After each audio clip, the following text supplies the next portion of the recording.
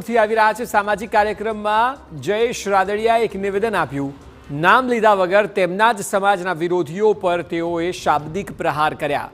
તેમણે કહ્યું કે સમાજના 2% ટપોરીઓ હવનમાં હાડકા નાખી રહ્યા છે। રાદડિયા પરિવાર પર સોશિયલ મીડિયામાં બેફામ લખે છે। કેટલાક લોકો રાજનીતિમાં નથી તો પણ સમાજમાં રાજનીતિ કરે છે। રાજનીતિમાં નથી તેવા લોકો રાદડિયાને પાડવાના પ્રયાસમાં લાગ્યા છે। રાદડિયા સમાજનું કામ કરે છે એટલે આ લોકોના પેટમાં તેલ રેડાય છે।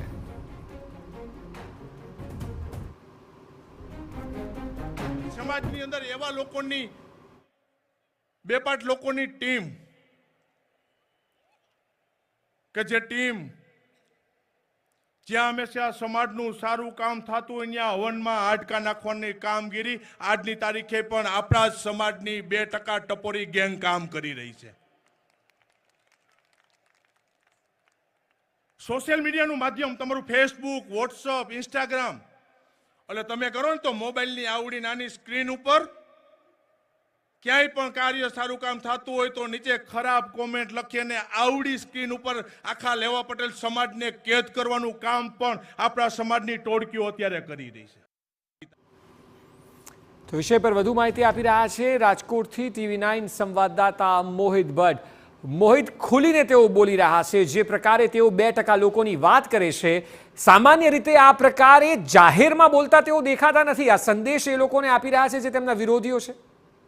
અક્ષય, સ્પષ્ટપણે રાજકોટ જિલ્લાના જામકુંડોળામાં 511 જેટલી દીકરીઓના લેવા પટેલ સમાજના સમૂહ લગ્નનું આયોજન કરવામાં આવ્યું હતું ને જેમાં જયેશ રાદડિયા છે તે મુખ્ય આયોજક છે। જ્યારે તેમને આ સભામાં પોતાનું સંબોધન કર્યું ત્યારે તેમને લેવા પાટીદાર સમાજમાંથી જ કેટલાક લોકો જે પોતાના વિરોધીઓ છે તેમને જવાબ આપ્યો છે। કેટલાક મહત્વના નિવેદનો અને ખૂબ જ સૂચક નિવેદનો તેમને કહ્યા છે। એક નિવેદન તેમનું જે અક્ષય એ સામે આવ્યું કે તેમને કહ્યું કે મારે લેવા પટેલ સમાજનું બનવું, પરંતુ સામાજિક રીતે મને જે લોકો નડી રહ્યા છે તેને સમાજે જવાબ આપવાની ખૂબ જ જરૂરી છે।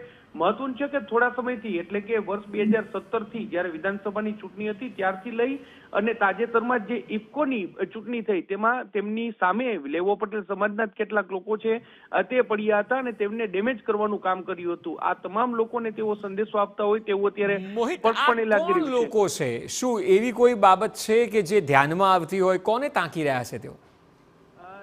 અક્ષય, જે ઇફકોની ચૂંટણી હતી અને તેમાં એક જે લેવા પાટીદાર સમાજની એક સામાજિક સંસ્થા છે, ધાર્મિક સંસ્થા છે, તેમના કેટલાક લોકો છે તેની સંડોવણી સામે આવી હતી અને તેમને ચૂંટણીમાં કઈ રીતે પરાજિત કરવા તે માટેના દાવપેચ છે તે જોવા મળ્યા હતા। ત્યારે જરૂરથી આ તમામ લોકોને નિશાન સાધ્યું હોય તેવું અત્યારે સ્પષ્ટપણે લાગી રહ્યું છે।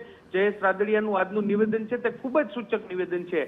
તેમને એવી પણ ટકોર કરી છે કે સમાજમાં રહીને જે લોકો સામાજિક પ્રવૃત્તિ કરી રહ્યા છે પરંતુ રાજકારણ રીતે સીધી રીતે જોડાયેલ નથી તેમ છતાં તેઓ રાજકારણ કરી રહ્યા છે ત્યારે તેઓ ખુલીને સામે આવે, ખુલીને રાજકારણમાં લડાઈ કરવા માટે આવે તેવો પણ તેમના દ્વારા પડકાર છે તે ફેંકવામાં આવ્યો છે। લેવા પટેલ સમાજનું એક પોતાનું સામાજિક જે આજે શક્તિ પ્રદર્શન હતું અને તેમાં જે પ્રકારનો તેમને હુંકાર કર્યો છે જરૂરથી એ તેના વિરોધીને સ્પષ્ટ રીતે તેમને આડે હાથ લીધા હોય તેવું અત્યારે લાગી રહ્યું છે।